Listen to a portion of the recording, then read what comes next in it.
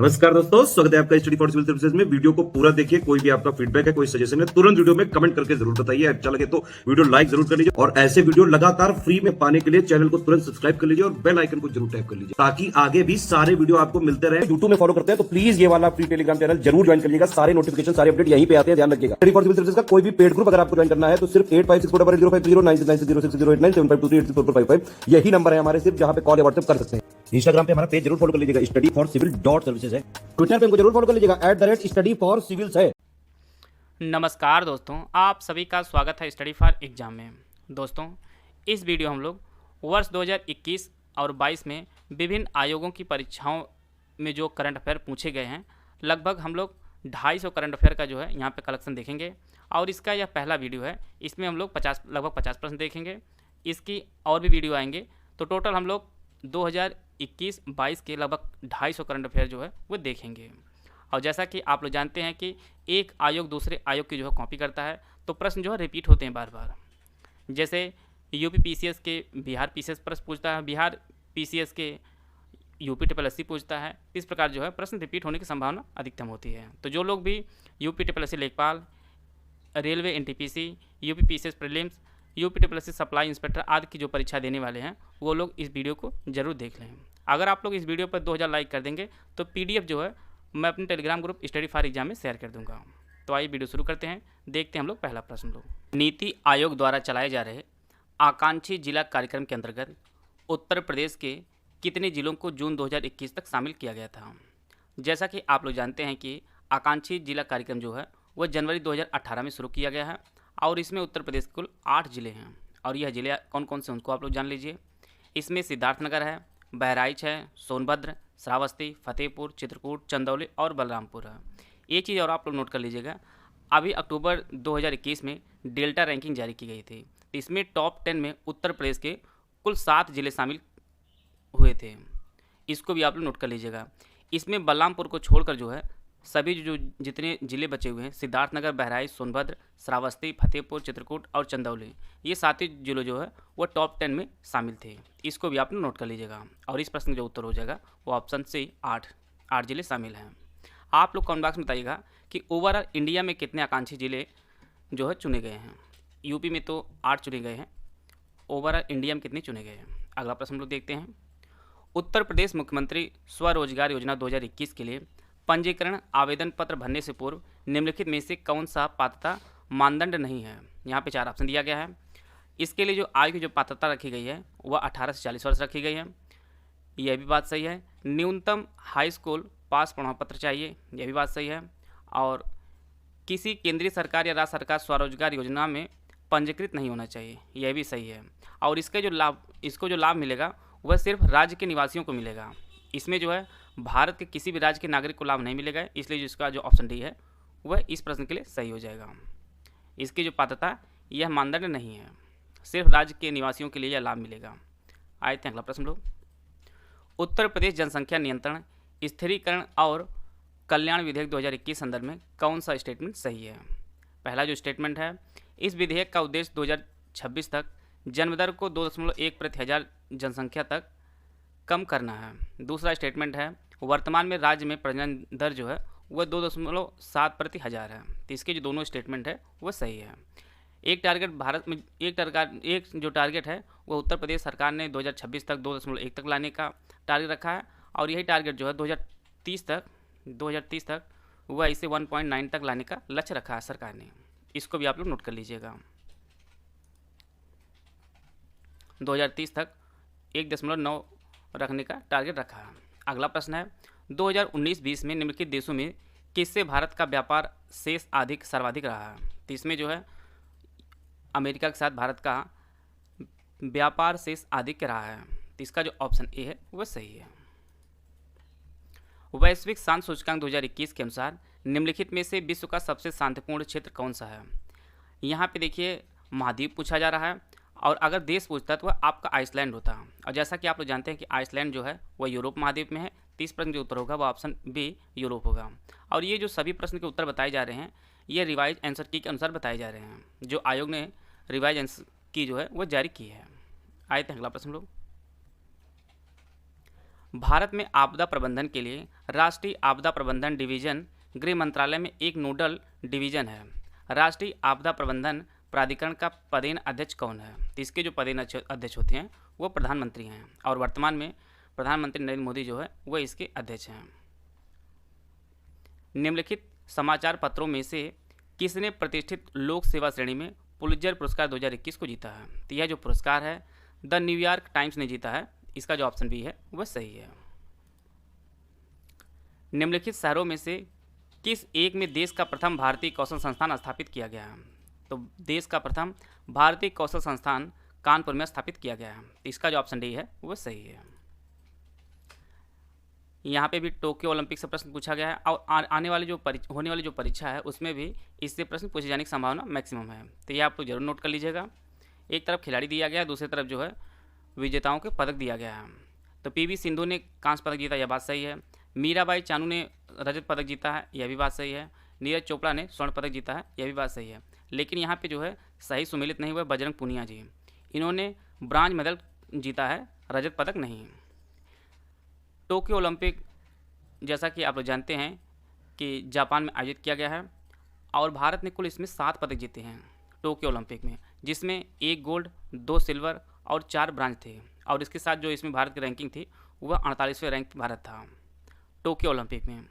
यह भी डायरेक्ट प्रश्न पूछा सकता है कि आपको मिलान करने के लिए दे सकता है कितने गोल्ड, कितने सिल्वर और कितने ब्रांज भारत ने जीते हैं टोक्यो ओलंपिक में।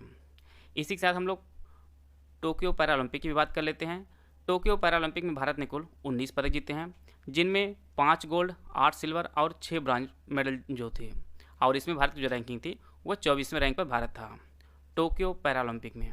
ये दोनों फैक्ट आप लोग नोट कर लीजिएगा। आते हैं अगला प्रश्न लोग। यहाँ पे जीएस क्वेश्चन है, रिंगल मेल स्केल जो है वह धुएं के मापन के लिए उपयोग होता है। इसका जो ऑप्शन ए है वह सही है। विश्व युवा कौशल दिवस 2021 की थीम क्या थी? तो इसकी जो थीम थी वह री imaging youth skill post pandemic इसकी थीम थी। और विश्व युवा कौशल दिवस जो मनाया जाता है वो प्रत्येक 15 जनवरी को मनाया जाता है। यह थीम अभी भी काम आएगी क्योंकि अभी 15 जुलाई आने में अभी समय है। तो ये पिछले साल की ही थीम पूछेगा। तो इसका जो ऑप्शन डी है वह सही है। सरस आजीविका मेला 2021 का आयोजन निम्नलिखित में से किस शहर में किया गया था? तो इसका जो आयोजन है वह नोएडा में किया गया था। जो भी लोग यूपी लेखपाल, यूपी सप्लाई इंस्पेक्टर या यूपी प्रीलिम्स दे रहे हैं वो लोग यूपी स्पेशल क्वेश्चन जरूर देख के जाएं, क्योंकि क्वेश्चन जो है बार बार आयोग रिपीट करता है। एक आयोग दूसरे आयोग की जो है कॉपी करता रहता है। आते हैं अगला प्रश्न लोग। सोकोत्रा द्वीप के संदर्भ में कौन सा स्टेटमेंट सही है? तो इसका जो पहला स्टेटमेंट वह गलत है, क्योंकि सोकोत्रा द्वीप जो है वह यमन का एक द्वीप है। तो इसके जो पहला जो कथन है वह गलत है।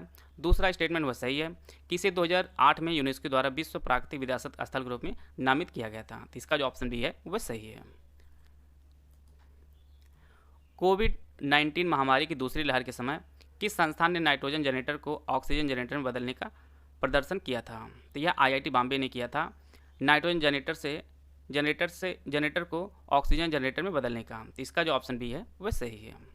आते हैं अगला प्रश्न लोग। जो लोग यूपी लेखपाल की परीक्षा देने जा रहे हैं वो लोग योजना और उसके प्रारंभ वर्ष को नोट जरूर कर लीजिएगा। यहाँ पे यहाँ पे एक तरफ योजना है, दूसरी तरफ प्रारंभ वर्ष दिया गया है। इसमें जो है आम आदमी बीमा योजना वो आपके 2007 में शुरू हुई है। पीएम आत्मनिर्भर स्वस्थ भारत योजना जो वह 2021 में शुरू की गई है। प्रधानमंत्री जन आरोग्य योजना वह वर्ष 2018 में शुरू की गई है। प्रधानमंत्री सुरक्षा बीमा योजना जो है वह आपका 2016 में शुरू की गई थी। तो इसका जो ऑप्शन सी है वह सही है। योजना वाले प्रश्न बार बार रिपीट होंगे, इनको आप लोग नोट कर लीजिएगा। नीति आयोग द्वारा प्रकाशित SDG India index and dashboard 2021 के अनुसार निम्नलिखित में से कौन सा राज्य एसडीजी संबंधित अपने प्रदर्शन में देश के शीर्ष 5 राज्यों में सम्मिलित नहीं था? तो इसमें जो है गुजरात सम्मिलित नहीं था। इसमें आंध्र प्रदेश, गोवा, तमिलनाडु ये सभी जो राज्य थे वह सम्मिलित थे। और पहली बार नीति आयोग ने वर्ष 2018 में SDG India index and dashboard को प्रस्तुत किया था। तो इसका जो ऑप्शन ए है वह सही है। 2021 में Oscar award for the best motion picture का पुरस्कार जीतने वाली जो फिल्म थी वह नोमलैंड थी। आपको बताना था कि इसका निर्देशन किसने किया था। तो इसका जो निर्देशन है वह स्लोए झाओ ने किया था। इसका जो ऑप्शन ए है वह सही है। भारत में थोक मूल्य सूचकांक WPI के आंकड़े निम्नलिखित में से कौन सा संस्थापन कार्यालय जारी करता है? तो इसे जो है वाणिज्य एवं उद्योग मंत्रालय जारी करता है। इसका जो ऑप्शन बी है वह सही है। और इसका बेस ईयर कभी कभी पूछता है, तो इसका जो बेस ईयर है वो वर्ष 2011-12 इसका बेस ईयर है WPI का। आते हैं अगला प्रश्न लोग। द क्लॉक इज टिकिंग निम्नलिखित में से किस दिवस की थीम है? तो यह जो है विश्व टीबी दिवस 2021 की थीम है और इसे प्रत्येक वर्ष 24 मार्च को मनाया जाता है। और इस बार की जो थीम रखी गई है वर्ष 2022 की, वह भी आप लोग जान लीजिए। Invest to end TB save life जो है वह वर्ष 2022 की विश्व टीबी दिवस की थीम थी। इसको भी आप लोग नोट कर लीजिएगा। निम्नलिखित में से किस संगठन द्वारा कोविड-19 के पश्चात दौर में वैश्विक अर्थव्यवस्था हेतु द ग्रेट रीसेट प्रयास का प्रारंभ किया है? तो इसे वर्ल्ड इकोनॉमी फोरम ने जो है इसे प्रारंभ किया है, द ग्रेट रीसेट प्रयास। इसका जो ऑप्शन ए है वह सही है। यहाँ पे उत्तर प्रदेश की योजनाओं से संबंधित प्रश्न है जिसे वर्ष 2021-22 के बजट में शामिल किया गया था। तो यहाँ पे आप लोग योजनाएं देख लीजिए। आत्मनिर्भर कृषक समन्वित विकास योजना, मुख्यमंत्री सक्षम सुपोषण योजना, मुख्यमंत्री प्रवासी श्रमिक उद्यमिता विकास योजना और युवा उद्यमिता विकास अभियान। तो इसमें जो है इसका जो ऑप्शन ए है वह सही है। इसमें जो ऑप्शन जो चौथी योजना है यह वर्ष 2016 में शुरू की गई थी, युवा उद्यमिता विकास अभियान। और जितनी भी ऊपर की तीनों योजनाएं हैं यह सभी वर्ष 2021-22 के बजट में शामिल की गई थी। तो इसका जो पहला ऑप्शन है वह सही है। 2050 के लिए नेट जीरो लक्ष्य के संदर्भ में कौन सा स्टेटमेंट वह सही है? पहला जो स्टेटमेंट है इसका अभिप्राय है कि देश को 2050 तक उसके उत्सर्जन को शून्य तक लाने का लक्ष्य है। तो यह जो पहला जो कथन वह गलत है, इसे कम करने का लक्ष्य है, शून्य से नीचे नहीं लाने का लक्ष्य है। तो इसका जो ऑप्शन बी है वह सही है। इसका अभिप्राय है कि किसी देश के उत्सर्जन की छतपूर्ति वातावरण से ग्रीन हाउस गैसों का निराकरण तथा अवशोषण से होगी है। तो इसका जो दूसरा ऑप्शन है वह सही है। आते हैं अगला प्रश्न लोग। निम्नलिखित में से कौन से श्रम संबंधी अधिनियमों को मजदूरी संहिता 2019 में सम्मिलित किया गया है? न्यूनतम मजदूरी अधिनियम, बोनस भुगतान अधिनियम, संविदा श्रम अधिनियम, समान पारिश्रमिक अधिनियम। यहाँ पे आपको सही उत्तर का चयन करना है। तो इसका जो ऑप्शन सी है वह सही है। 1, 2 और 4 जो है वह मजदूरी संहिता 2019 में सम्मिलित किया गया है। यहाँ पे जीएस का प्रश्न है, हमारे लोगों के लिए एक प्रतिज्ञा तथा सभ्य विश्व के साथ किया गया समझौता है। तो यह जो स्टेटमेंट है वो डॉक्टर एस राधाकृष्णन के द्वारा दिया गया था। इसका जो ऑप्शन डी है वह सही है। उत्तर प्रदेश के बजट 2021-22 में किस योजना के अंतर्गत विद्यार्थियों को टैबलेट देने की घोषणा की गई थी? तो इसे जो है मुख्यमंत्री अभ्युदय योजना के अंतर्गत विद्यार्थियों को टैबलेट देने की घोषणा की गई थी। इसका जो ऑप्शन ए है वह सही है। निम्नलिखित में से किस संगठन द्वारा वर्ल्ड पॉपुलेशन रिपोर्ट 2021 जारी किया गया है? तो इसे संयुक्त राष्ट्र जनसंख्या कोष ने जारी किया है, वर्ल्ड पॉपुलेशन रिपोर्ट 2021 को। इसका जो ऑप्शन बी है वह सही है। स्टैच्यू ऑफ पीस जो स्थित है भारत में वो आपके राजस्थान में स्थित है। इसका जो ऑप्शन बी है वह सही है। सार्वजनिक स्थलों पर वाईफाई की उपलब्धता जो है वह प्रधानमंत्री वाणी योजना के अंतर्गत किया गया है। इसका जो ऑप्शन डी है वह सही है। विश्व के जितने भी संगठन हैं उनके जो पदाधिकारी हैं वह किस देश से आते हैं, इसको आप लोग जरूर नोट कर लीजिएगा। यह बार बार परीक्षाओं में पूछा जा रहा है। नोबेल शांति पुरस्कार 2020 किस संस्था को प्रदान किया गया है? तो इसे विश्व खाद्य कार्यक्रम को प्रदान किया गया है, नोबेल शांति पुरस्कार 2020। संघीय बजट 2021-22 के अनुसार वित्त मंत्री ने ढांचा एवं विकास सेस के नाम से एक नया कर प्रस्तावित किया है। और यह जो कर है यह कुल कितने उत्पादों पर लगाया जाएगा? तो यह जो है कुल 29 उत्पादों पर लगाया जा रहा है। इसका जो ऑप्शन डी है वह सही है। 27 एवं 28 जुलाई 2021 को भारत के दौरे पर एंथोनी ब्लिंकन आए थे और यह किस देश के हैं? तो यह आपके यूएसए के हैं, एंथोनी ब्लिंकन, जो भारत की विदेशी यात्रा पर 27 और 28 जुलाई 2021 को भारत आए थे। इसका जो ऑप्शन बी है वह सही है।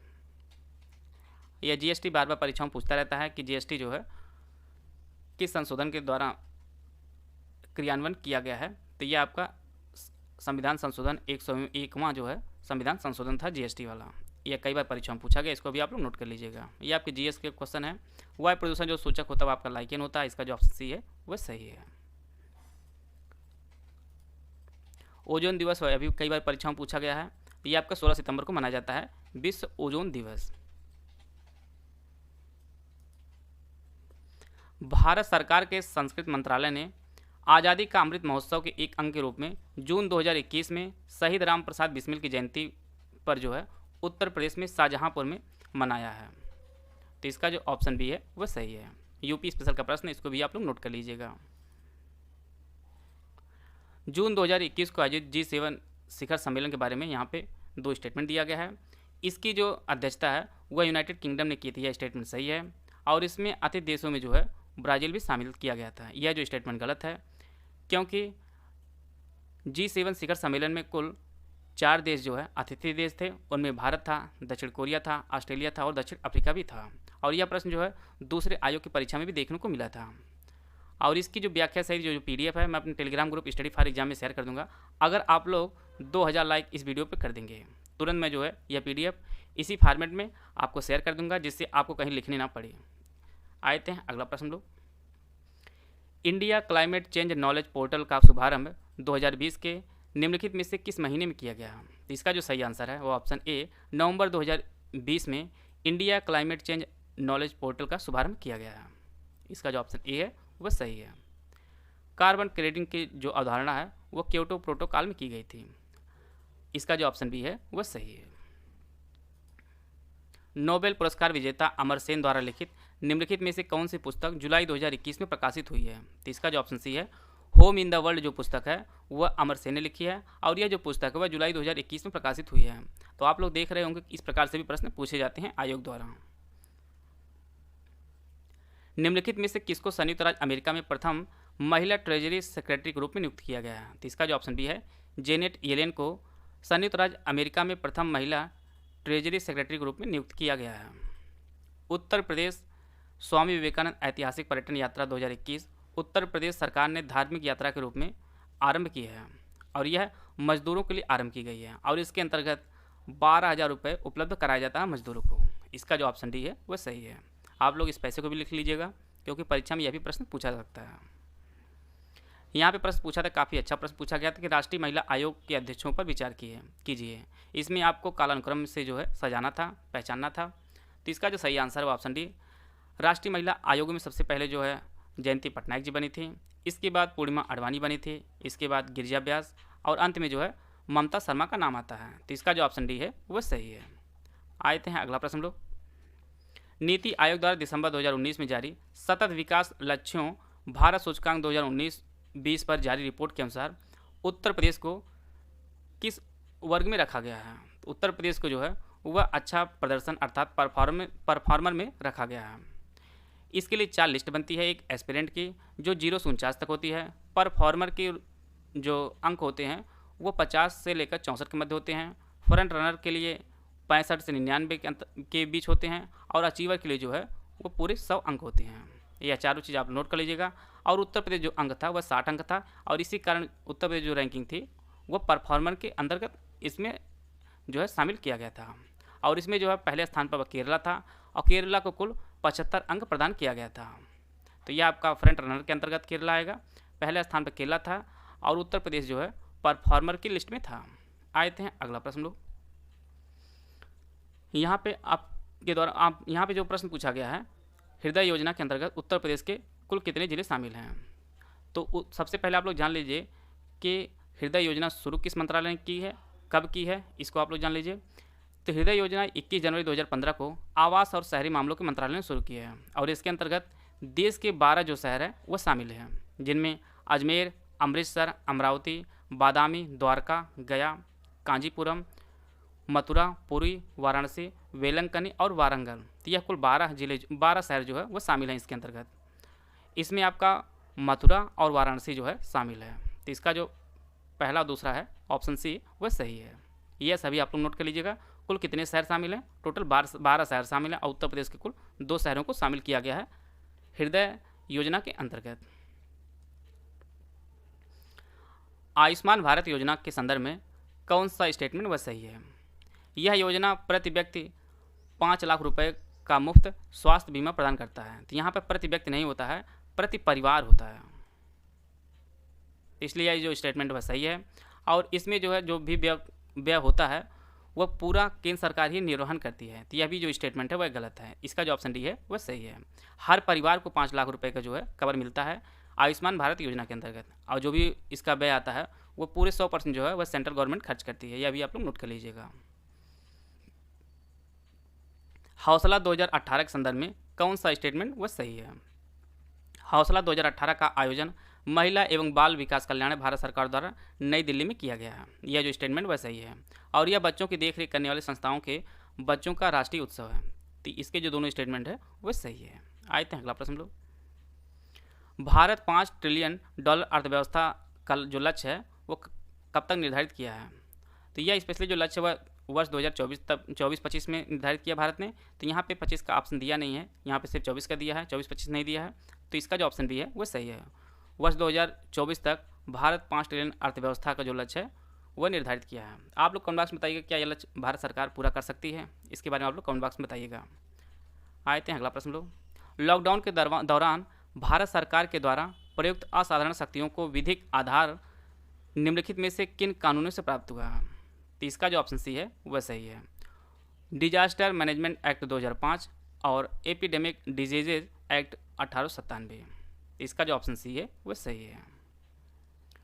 मानव गरीबी सूचकांक HPI की अवधारणा मानव विकास रिपोर्ट वर्ष 1997 में प्रस्तुत की गई थी, लेकिन मानव विकास रिपोर्ट ने इसे बहुआयामी गरीबी सूचकांक MPI द्वारा निम्नलिखित में से किस वर्ष प्रतिस्थापित कर दिया है? तो इसे वर्ष 2010 में प्रस्थापित कर दिया है। आते हैं अगला प्रश्न लोग। यहाँ पे कथन और कारण वाला प्रश्न दिया गया है। कथन है राष्ट्रीय ढांचागत पाइपलाइन NPI सरकार द्वारा 2020 से 30 की अवधि के लिए प्रारंभ किया गया है। तो यह जो गलत है, क्योंकि इसे वर्ष 2020 से 25 तक के लिए आरंभ किया गया है। और इसका जो कारण है वो NPI का उद्देश्य सभी को समान ढांचागत सुविधा प्रदान करना है। तो इसका जो ऑप्शन डी है, पहला जो कथन है वह गलत है और आर जो है वह सही है, कारण सही है। आते हैं अगला प्रश्न लोग। विश्व बैंक की ease of doing business report के संदर्भ में कौन सा कथन सही है? Ease of doing business report 2020 में भारत को 63वां स्थान प्राप्त हुआ है। तो यह जो सही है। और वर्ष 2019 में भारत की जो रैंकिंग थी वह 77 थी। तो इसके जो दोनों स्टेटमेंट हैं वह सही है। उत्तर प्रदेश में बायोटेक्नोलॉजी पार्क है, यह आपके लखनऊ में स्थित है। इसका जो ऑप्शन डी है वह सही है। केंद्रीय बजट 2020-21 के द्वारा उत्कृष्ट कॉर्पोरेट बॉन्ड में विदेशी पोर्टफोलियो निवेश की सीमा बढ़ाकर कर दी गई है। तो यह कुल 15% तक कर दी गई है विदेशी पोर्टफोलियो निवेश की सीमा को। विकास अनुवीक्षण और मूल्यांकन कार्यालय जो दीर्घकालिक नीति का अनुवीक्षण करता है, और यह किसके अंतर्गत आता है? तो यह नीति आयोग के अंतर्गत आता है। इसका जो ऑप्शन डी है वह सही है। यहाँ पर भी योजना और उसके प्रारंभ वर्ष मिलान करना है। लेखपाल में इस प्रकार के प्रश्न आपको देखने को मिल सकेंगे। PM जन आरोग्य अभियान जो है वह वर्ष 2018 में शुरू किया गया था। PM वय वंदन योजना जो है वह 2017 में शुरू किया गया था। PM रोजगार प्रोत्साहन योजना वह वर्ष 2015 में शुरू किया गया था। और स्वच्छ भारत अभियान जो है वह आपका 2014 में किया गया था। और स्वच्छ भारत अभियान जैसा कि आप लोग जानते हैं कि 2 अक्टूबर 2014 को स्वच्छ भारत अभियान शुरू किया गया था। इसका जो ऑप्शन ए है वह सही है। निम्नलिखित में से कौन सा कथन खुदरा व्यापारियों, दुकानदारों और स्वरोजगार वाले व्यक्तियों के लिए राष्ट्रीय पेंशन योजना के बारे में सही नहीं है? तो इसकी जो पात्रता वह 18 से 40 वर्ष होनी चाहिए आपकी आयु, और उसका जो टर्नओवर है वह 1.5 करोड़ से अधिक ना हो, और इसके अंतर्गत जो है 3,000 रुपये प्रति मासिक पेंशन जो है वह सुनिश्चित किया गया है। इसका जो ऑप्शन सी है वह सही नहीं है कि राष्ट्रीय पेंशन योजना के जो सदस्य हैं वह इसके पात्र होंगे। तो इसके पात्र जो है राष्ट्रीय पेंशन योजना के सदस्य नहीं होते हैं। तो जो इस प्रश्न का जो उत्तर हो जाएगा वो ऑप्शन सी इसका सही आंसर है। निधि कार्यक्रम के संदर्भ में निम्नलिखित में से कौन सा कथन सही है? यहाँ पे 2 स्टेटमेंट दिया गया है। निधि कार्यक्रम छात्रों के स्टार्टअप हेतु प्रारंभ किया गया है, ये स्टेटमेंट सही है। और इसका उद्देश्य 20 छात्रों के स्टार्टअप हेतु प्रतिवर्ष वित्तीय सहायता करना है। तो यह जो दोनों स्टेटमेंट है निधि कार्यक्रम के अंतर्गत वह सही है। इसका जो ऑप्शन सही है वह सही है। और पारिस्थितिकी संक्रमण की जो अवधारणा है वो बेनेट ने दी है। तो इसका जो ऑप्शन बी है वह सही है। यहाँ पर भी कथन और कारण से प्रश्न लिया गया है। कथन है केंद्रीय बजट 2020-21 में कृषि की आय जो है दोगुनी करने के उद्देश्य के साथ ग्रामीण विकास पर ध्यान केंद्रित किया गया है। और कारण जो है बजट में घोषित 16 सूत्री कार्यक्रम कृषि सिंचाई तथा ग्रामीण विकास के चतुर्दिक केंद्रित रहे हैं। तो इसका जो ऑप्शन ए है वह सही है। इसके जो है जो कथन है और कारण दोनों सही है और एक दूसरे की व्याख्या भी करते हैं। तो इसका जो ऑप्शन ए है वह सही है। ट्रैवल एंड टूरिज्म प्रतियोगितात्मक सूचकांक TTCI किसके द्वारा जारी किया जाता है? तो यह जो है वर्ल्ड इकोनॉमिक फोरम के द्वारा जारी किया जाता है। इसका जो ऑप्शन सी है विश्व आर्थिक मंच। आते हैं अगला प्रश्न लो। कौशल भारत अभियान के संदर्भ में कौन सा स्टेटमेंट सही है? यहाँ पे दो स्टेटमेंट दिया गया है। कौशल भारत अभियान की जो शुरुआत है वह प्रधानमंत्री ने जुलाई 2015 में शुरू की थी। तो इसका जो ऑप्शन ए है वह सही है। दूसरा स्टेटमेंट गलत है। इस अभियान का मुख्य उद्देश्य भारत के युवाओं को सूचना तकनीकी में प्रसिद्ध करना है। तो यह सिर्फ एक क्षेत्र में नहीं बल्कि बहुआयामी है। तो इसका जो ऑप्शन ए है वह सही है। राष्ट्रीय स्वच्छ वायु कार्यक्रम जो है वह केंद्र सरकार ने वर्ष 2019 में शुरू किया था। इसका जो ऑप्शन डी है वह सही है। उत्तर प्रदेश कुल ऐसे शहर जो स्मार्ट सिटी योजना से आच्छादित हैं। तो वह उत्तर प्रदेश में कुल स्मार्ट सिटी जो केंद्र सरकार द्वारा चलाई जा रही योजना है वह कुल 10 शहर हैं। तो इसका जो ऑप्शन ए है वह सही है। और इनमें जो कुल शहर हैं 10 हैं उसमें लखनऊ, कानपुर, आगरा, वाराणसी, प्रयागराज, अलीगढ़, झांसी, बरेली, सहारनपुर और मुरादाबाद हैं। तो टोटल 10 स्मार्ट सिटी हैं उत्तर प्रदेश में केंद्र सरकार द्वारा जो चुनी गई हैं। आते हैं अगला प्रश्न लोग।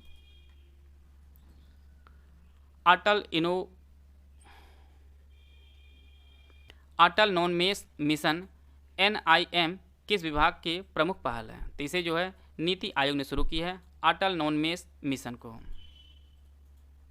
भारत सरकार द्वारा वर्ष 1919 में ILO के वाशिंगटन सम्मेलन के मजदूरों को प्रतिनिधि के रूप में किसे भेजा गया था? तो यह NM जोशी को भेजा गया था। ये आपके GS के प्रश्न थे। इसका जो ऑप्शन बी है वह सही है।